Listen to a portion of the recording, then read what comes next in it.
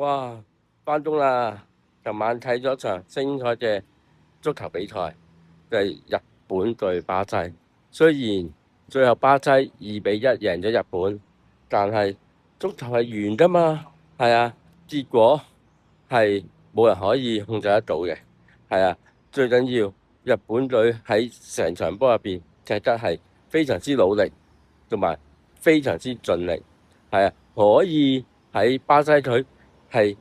領先1-0咁樣去踢，而巴西都係有實力嘅，可以反超前。咁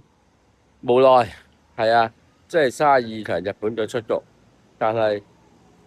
波係完噶嘛，4年後咪又再捲土重來咯，世界盃係啊。不過今朝早去睇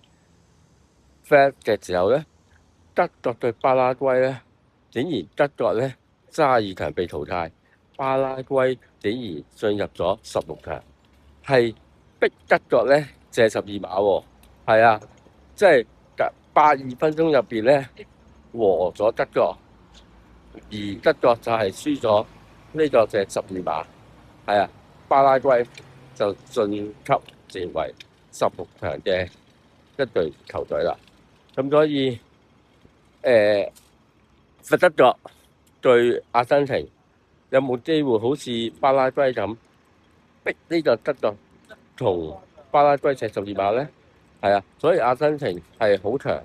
但係如果佛德國可以逼到阿根廷去射12碼，其實佛德國都唔係冇機會贏㗎，可能有一次爆冷㗎，所以波係完嘅，係啦。呢屆嘅世界盃有好多好